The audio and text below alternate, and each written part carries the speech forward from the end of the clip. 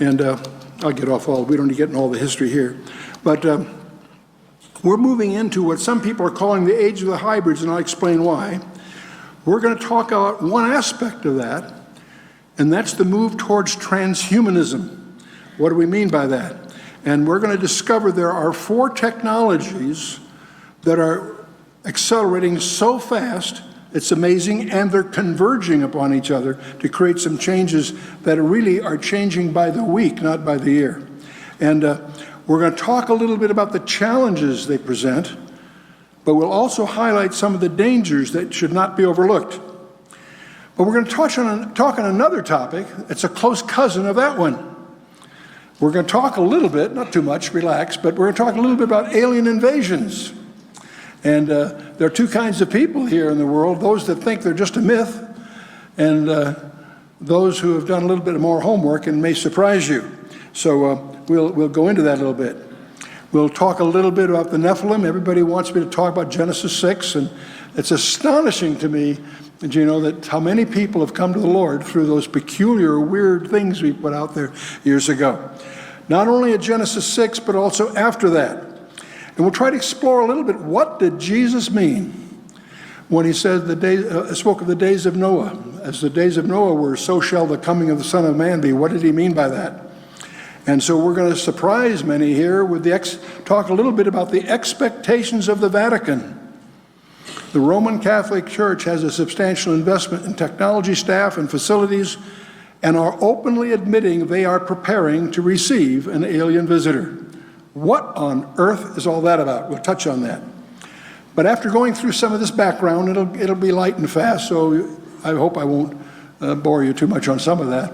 But what are we always need to answer the so what question. So what's that got to do with me? And we'll try to deal with what do these challenges mean to you personally. And so that's where we're headed. A little bit about transhumanism. There are 4 technologies you need to be aware of. And one of them, of course, is genetics and microbiology. I assume in this audience, I don't have to elaborate on that. You're familiar with the incredible discoveries that are continuing to be made every day in that whole field. But there's another technology, you may not follow too closely, but it's worth following very closely, and that's another field of study called robotics. And we're also going to talk a little bit about nanotechnologies and what are these things. And finally, of course, the area of artificial intelligence. And so we'll talk about their aspirations, and that will startle you, and what their priorities are, and that may surprise you. And we'll talk about its dangers. So that's the core of what we're going to talk about. We'll go on to some other things too. Tampering with the engines of creation. You and I are on a journey between the myths of yesterday and the realities of tomorrow. Many of us are victims of myths of the past, and we're having to unscramble the realities of tomorrow. I won't spend a lot of time on the island of Moreau, but you may recall H.G. Wells published a science fiction novel about this island where this doctor had combined different beasts into other creatures and so forth. And it warns of in the novel, the dangers of unchecked and irresponsible scientific research. And what's interesting about the novel, that's unfolding as we speak for many reasons. These animal hybrids that H.G. Wells in his model mentioned were called chimeras. That was a mythical Greek creature with a lion's beard, a goat's body, and a serpent's tail. And scientists today have created sheep that possess human hearts and livers, just to mention a few.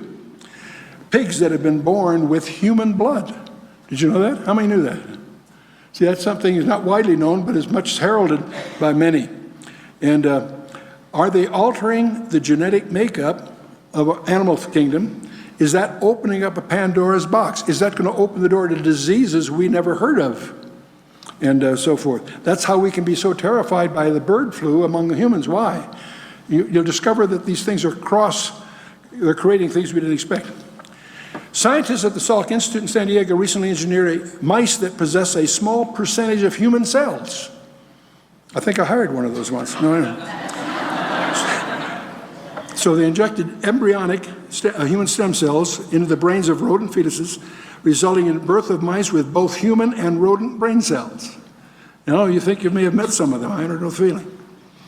And one of the goals of this research is very noteworthy. They're trying to make realistic models of neurologic disorders that may prove useful in studying other diseases. They all have good goals. Irving Weissman of Stanford University and his team injected human neural stem cells into mouse fetuses, and that helped make the first mouse with a nearly complete human immune system.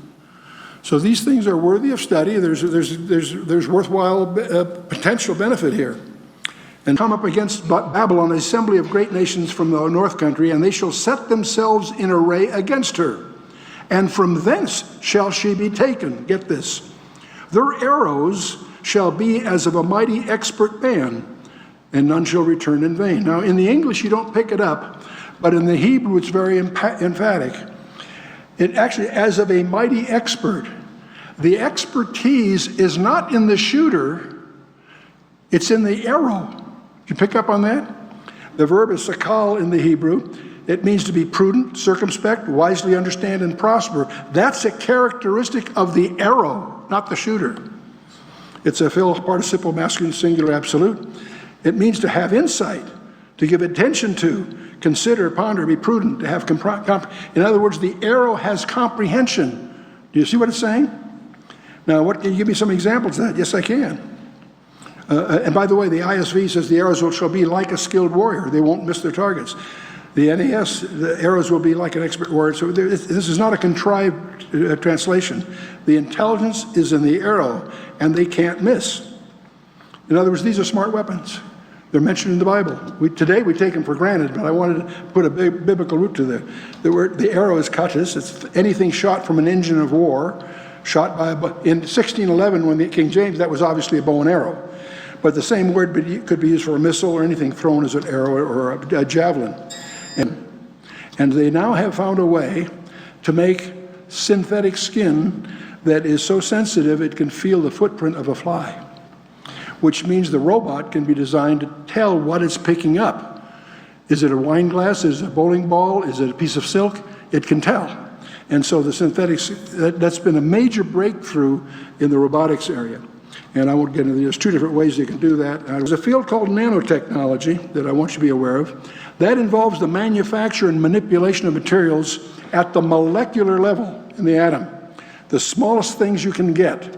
And to give you a feeling of a nanometer, it takes about 100,000 nanometers is a piece of paper. So nanometers are very, very small. So you're talking about molecular sized machines. And they can develop drugs. And for example, it can go and find a place in your body and deliver a microdose, if you will, that would have an intensity 10,000 to 1 you could do any other way. So they have tremendous potential. And our skills at developing nanomaterials, of course, is going so fast that it's hard to even keep up with any one of these. But the big one, the fourth one of the ones I want to summarize here is artificial intelligence. And that's the blurring the distinctions between the man and the machine. And there are ways now that it's getting fuzzier and fuzzier as to which is which. The first step towards computer mind reading has come from using brain scans to identify thoughts, and they're doing this at Princeton University's Neuroscience Institute. And these brain scans there's patterns that they're starting to study. What's exciting about this, too, is it's non-invasive. They don't have to directly connect to the brain. They can read the brains through other devices I'll show you here in a minute. And the basic idea is to try to determine what's on the subject's mind and see what they can infer from the brain scans directly. And so they're looking at the pattern, studying that. And so there's a lot of optimism. We'll come back to that here, too. There's actually a television set being marketed in China by Hire, in which you change channels by thinking about them.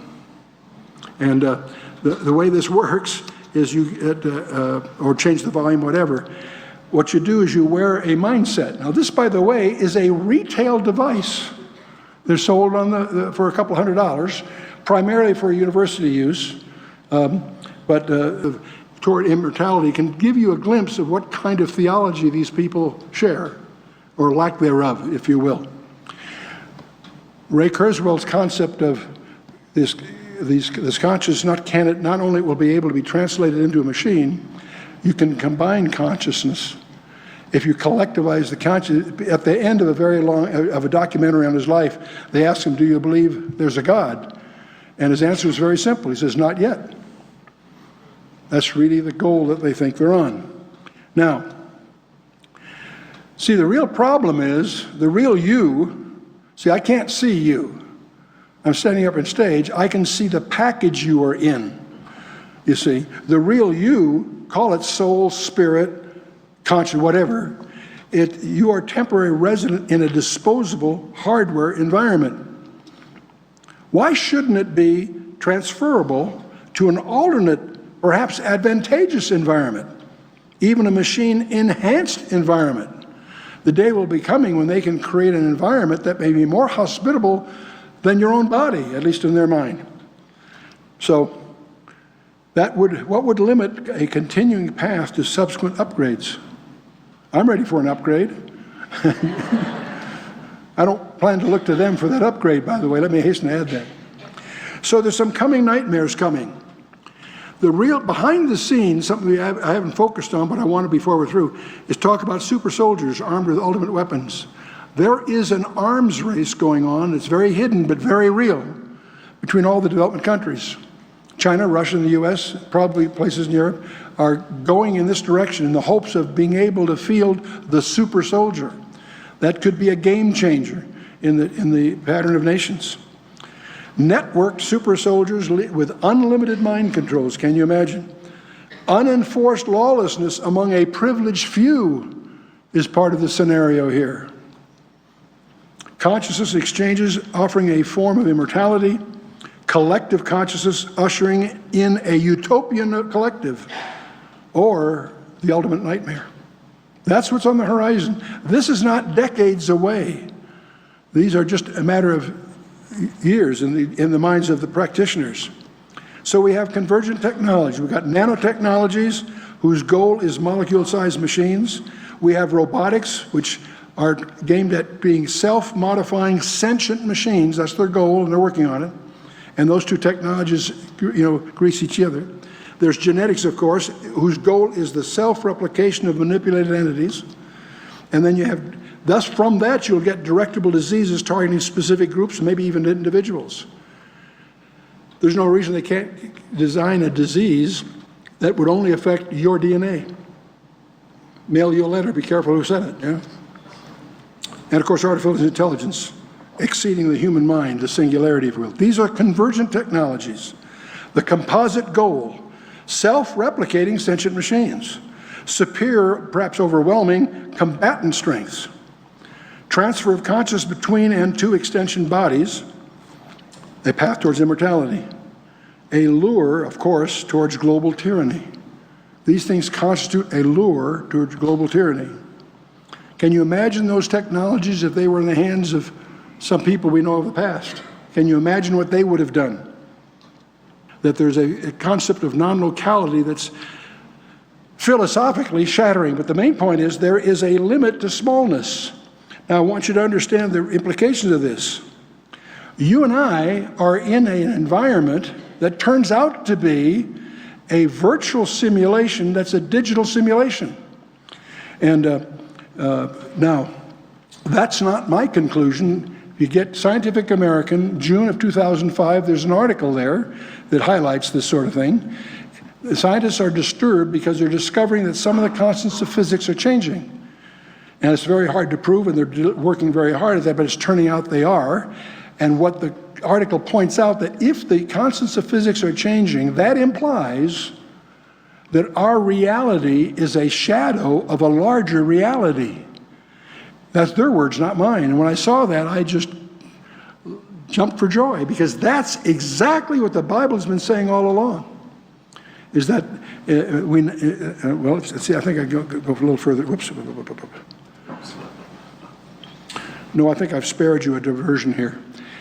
There is, the ancient Hebrew sages, Nachmanides, from his study of the book of Genesis, concluded that the universe has 10 dimensions, only 4 are knowable, 6 are not knowable. That's in his writings in the 13th century. We've spent hundreds of millions of dollars creating atomic accelerators, which have now revealed to us that the universe has apparently 10 dimensions. 4 are directly discernible. 6 we know are there but can't get at. They're curled less than 10 to the minus 35 centimeters. So we've spent all that money discovering what Nachmanides learned by just studying the Hebrew text of the book of Genesis. And I'm not being facetious, I'm being quite serious. And so we live in a simulation that's limited to 4 direct dimensions we can experience. And by the way, not only is what the Bible says, it lists them in Ephesians chapter 3, verse 18, are 4 dimensions that we have. So it's no surprise to Paul, if you will. But we now also have knowledge that there's 6 other dimensions that we can't get at directly. Now, we can glibly call that the spiritual world or something, and we're going to, a more consistent thing is this physical reality we're in is embedded in something larger, which we'll call the metacosm. And that's the domain when you start studying angels. We have a whole background around that one. And that's what we think, what we suspect, don't know, we suspect is the domain of the UFOs. Because we now know they're transdimensional. They're not intergalactical, they're transdimensional. And I'll get to that in a little bit here, I think. Our universe is but a shadow of a larger reality. Scientific American, June of 2005.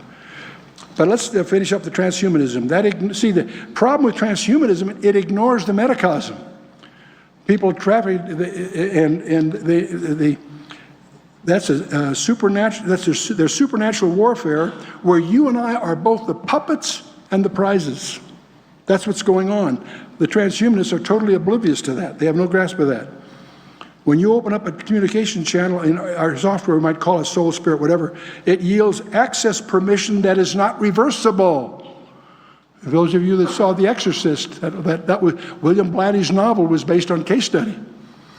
And what started that whole nightmare was a gal playing, it was a guy, not a gal, but that's not the point. It was based on case studies. Fooling around with the Ouija board, which is an entry. And some of these video games and so forth are potentially entries. Let's take a look at the scripture here a little bit. We're all familiar with Nebuchadnezzar's dream of Daniel 2 and also Daniel 7, the different set of idioms, but same subject really. And we all know about the 4 empires, the gold, silver, brass, and iron, and the Babylon, Persia, Greece, Rome. We've all been there. But when you get to verse 43 of Daniel 2, where Daniel is explaining all this to Nebuchadnezzar, he gets to this peculiar stuff called the iron mixed with clay. Everybody remembers the legs are iron and the feet were iron mixed with clay. Verse 43 says, whereas thou sawest, speaking to, this is Daniel explaining to Nebuchadnezzar, and whereas thou sawest iron mixed with miry clay, he switches to a personal pronoun, they shall mingle themselves with the seed of men, but they shall not cleave one to another, even as iron is not mixed with clay. What's he talking about? Nobody knows. I tell you, we do know. That means that they, whoever they are, have to be something other than the seed of men, or they can't mingle. In other words, the grammar requires them to be 2 separate, non-mixable groups. So what are they? We don't know. And the personal pronoun is relevant here. And I want you to notice then that the seed of men, they're not the seed of men. They're not mankind. Are they hybrids? Possible. Are they somehow not, they're not the seed of men, they're seed of something else. Are they Nephilim? Could be. Or maybe something even more sinister. Are they aliens of some other kind? That's what's so provocative, that the 2 guys who wrote a book a year ago and published in April of 2012 that predicted the abdication of the Pope, which hadn't happened for 600 years, and then 11 months later, in February of 2013, the Pope abdicates. Those 2 guys, Tom Horn and Chris Putnam, made the front pages. Well, they've just published another book in April 2013, which reveals the fact the Vatican is committing substantial resources as they prepare to receive what they believe will be an alien visitor of some kind. What on earth is going on? We need to remember that in the scripture, it's not, Antichrist isn't a guy, it's a duet. There's 2 people there involved. The false prophet and the other one.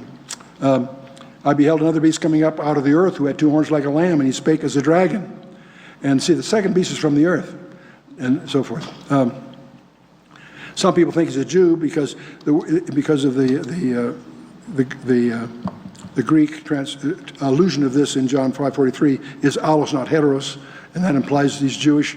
That's not conclusive in my mind, but that's when some of the beliefs come about. And he apparently is received by Israel, among other things, from Psalm 55 and others.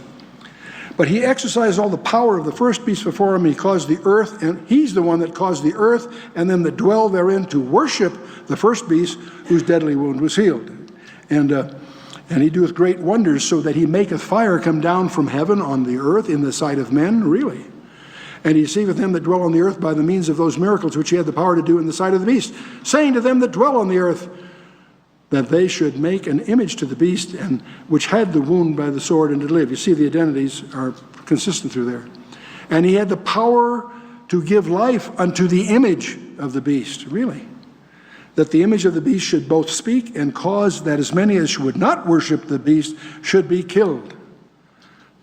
Interesting stuff. He gave life to the image of the beast, and so on. Okay. And he caused both small and great, rich and poor, free and bond, to receive the mark in their right hand or on their foreheads, that no man might buy or sell, save that he had a mark or the name of the beast or the number of his name. And there's been a lot of discussion about this. This mark, by the way, is prohibited all through the Torah and elsewhere. But whose numbers? Everybody gets confused about this. You hear articles about insertable chips and nanopower when I was on their board, all that kind of talk, RFID chips, barcodes for implementation. They miss the point. It's not our number that's the issue, it's his number that's at issue. And it's his name that are the crucial identity aspects, not the participants here. And and there's a whole study on that you can get into if you like, but most of what's written is missed the point. But the thing I really want you, before you get too disturbed about transhumanism, I want to go the other way and talk about God, places when he limits boundaries and the limits to human arrogance. God does put a line in the sand. Back in Genesis 11, I want you to remember that chapter. The whole earth at that time was one language and one speech, and it came to pass as they journeyed from the east, they found a plain on the land of Shinar, and they dwelt there. And this plain of Shinar is where Babylon emerges, of course. And they said one to another, go and let us make brick and burn them thoroughly. And they had brick for stone and slime they only had for mortar. They said, go, let us build us a city and a tower whose top may reach unto heaven, and let us make us a name that lest we be scattered upon the face of the earth. And so that you all know about the Tower of Babel. But I want you to notice the Lord came down to see the city and the tower which the children of men builded. And the Lord said, behold, the people is one, and they have all one language, and this they begin to do. And now nothing will be restrained from them which they have imagined to do. See, the unpardonable sins, to use that phrase, not to make that identity, but the thing that God would not allow is giving them the freedom to do anything they could imagine to do. There's a point at which they draw the line. And by the way, who's he talking to here? It's a conversation within the Trinity, analogous, if you will, to Psalm 2, where all three of them are having a discussion. Check it out if you haven't done that before. God says, go to, let us, plural us, by the way. By the way, did you know in Hebrew how many it takes to make a plural? In English, it's 2. In Hebrew, it's 3. I thought that's kind of interesting. Go to, let us go down, and there confound their language, that they may not understand one another's speech. So the Lord scattered them abroad from thence on the face of the earth. And they left off to build a city.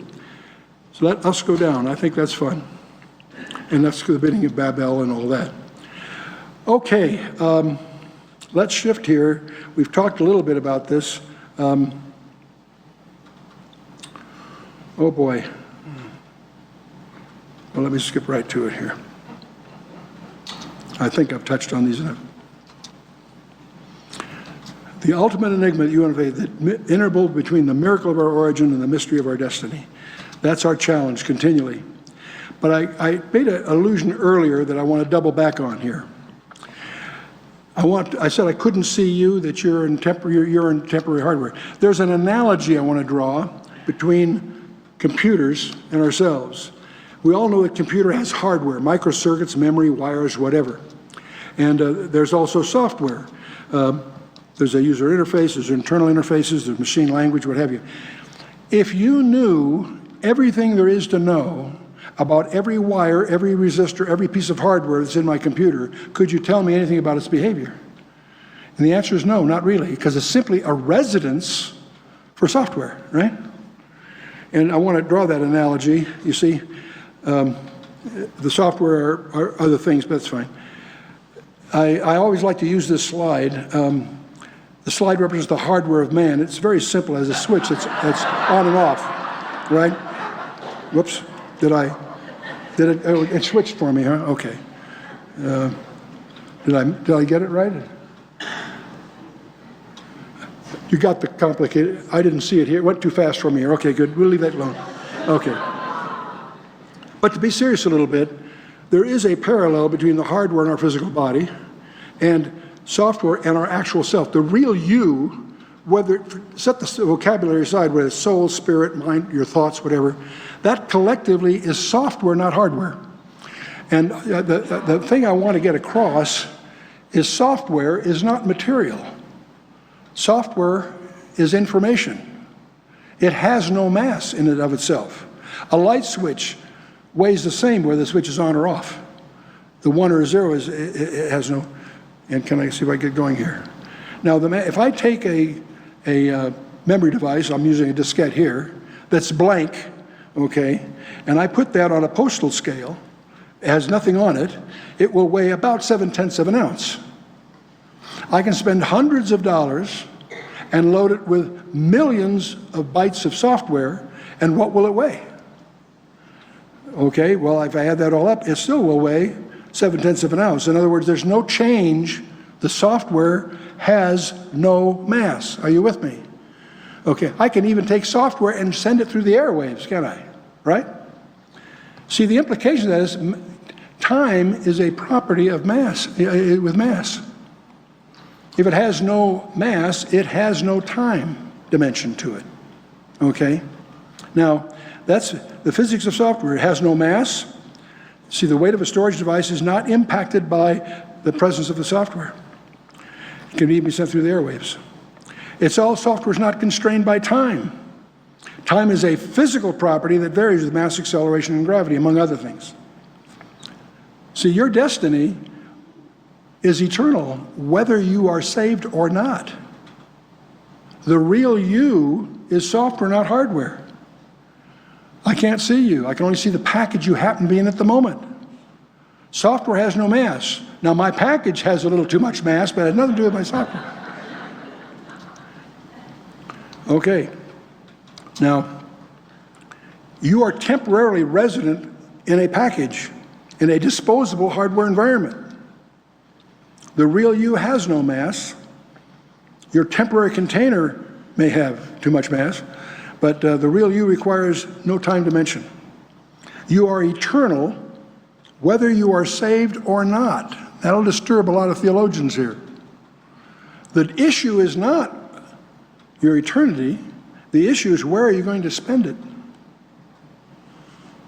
And Walter Martin used to point out there's two paths to God, to heaven. One path is that you never make a mistake. From the time you're born on, you never sin, you never fumble, you have no sin at all. You go through your whole life without sin.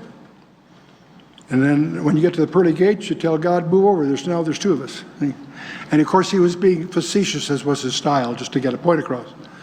No, we're not perfect, but the good news is God himself, knowing that, entered his creation and paid our price for us. You know all that here. So if you're perfect, there's no problem. But it's time for all of us, I'm going to suggest, is to to renew our citizenship.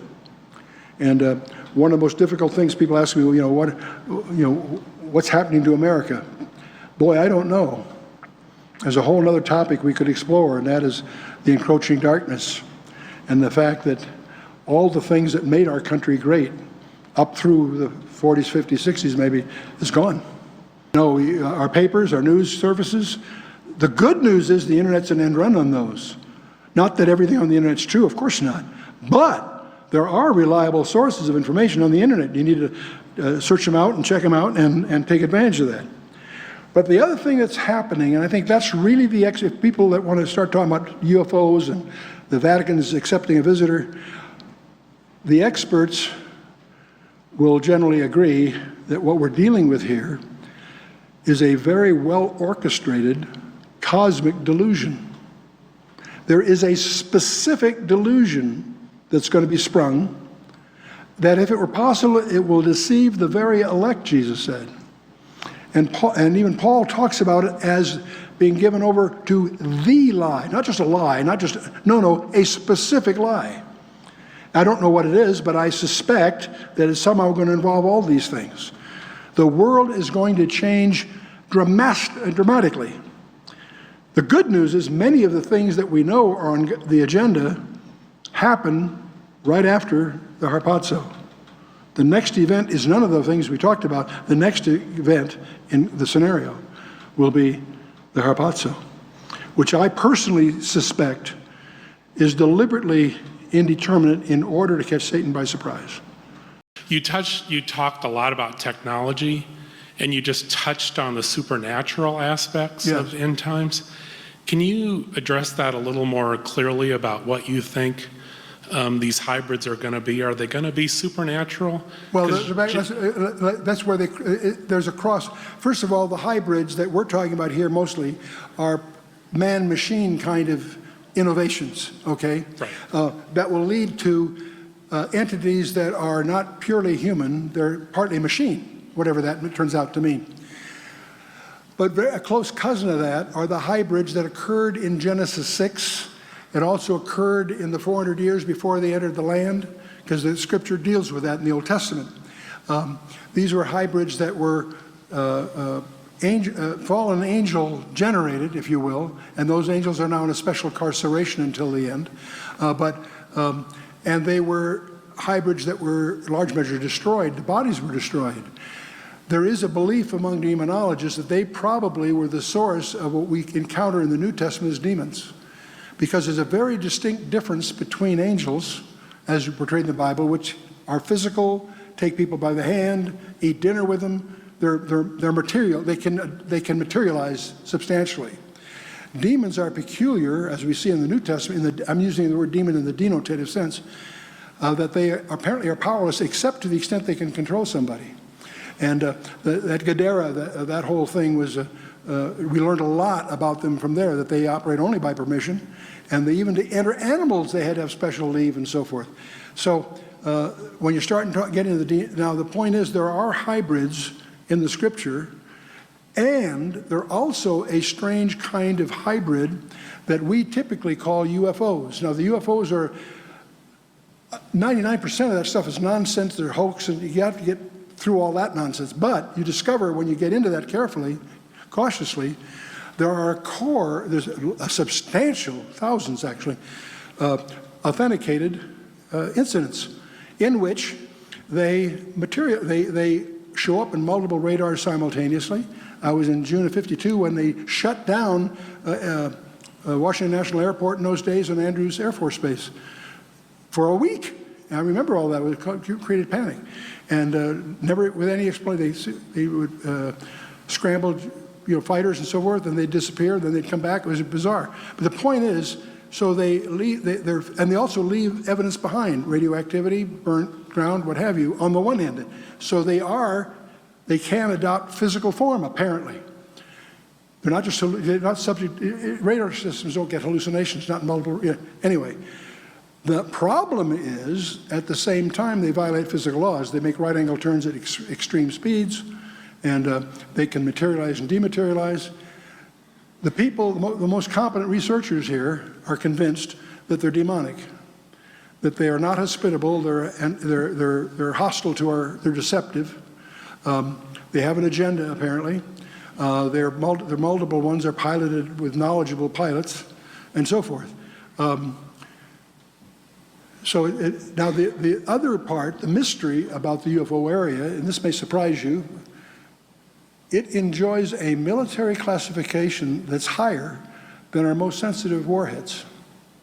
And the mystery, Roswell, for example, happened 60 years ago. Whatever happened there, all kinds of legend, whatever happened there got quickly sealed off, classified, and is classified to this day. And so the real mystery is, why is that area so that sensitive? So the more you get into this, there's issues. But the net of all of that is, I think there's a gigantic, satanically driven delusion that's going to be unfolded. That all this is a premise too. And so that's going to blur the distinctions you and I might draw between the natural and supernatural. You follow me? That's why I think what we do with most of our students in the Institute is we get into the metacosm very carefully. We learn what science does know about the macrocosm. And by the way, most of what's taught in college is not true about that. The galaxies are not gravity sensitive at all. You have to remember that you got to divide the value by the square of the distance between them. And when you get at those distances, it becomes de minimis. The galaxies that beyond the solar system, what you see out there is electric, not gravitational. So the point is, there's a whole revolution emerging in astronomy from the plasma physicists, okay? And that leads into the whole holographic universe and some of those discussions. But the point is, first of all, the problem in promoting the Bible is one of getting over the bad science that's been taught to our kids. Find out what's really true and build from there. So we talk about the macrocosm in solid terms, the microcosm. But the real point of all of that is to really understand that's a subset. That what we call physical reality is a subset of something larger. And it's that something larger that we're bumping into when we start talking about things like angels, things like the UFOs, whatever they are, and so forth. And so that's really the bridge, so to speak, from technology, I won't use the word science, technology as we know it, and the Bible as it reveals it. And the more you know, but here's the interesting thing, the more you know about the frontiers of technology, the frontiers of science, if you will, and the more you'll see it converge to what the Bible's been saying all along. And that's a whole other evening. Okay. And just to kind of close, then in the end, I'm sorry, I can't quite hear you. In the end, do you believe the Nephilim will physically appear on the earth? And I'll sit down and shut up. Absolutely. Okay. I mean, absolutely, I believe that. Doesn't mean I'm right, but I do believe that. Yes, I do. Because Jesus said so. As the days of Noah were, so shall the days of the coming Son of Man be. The days of Noah were characterized by the emergence of the Nephilim. That's why the flood was sent. But that wasn't the only occasion. Genesis chapter 6, verse 4 says, and also after that. And that's what Joshua encountered with 4 tribes that he was instructed by God to wipe out every man, woman, and child of those 4 tribes. That sounds shocking to a New Testament reader. But you have to understand the problem that he was solving. And it goes on from there, yeah. Okay, you got another one? So my question is if you were able to cure a specific disease, say asthma, by some sort of embryonic manipulation,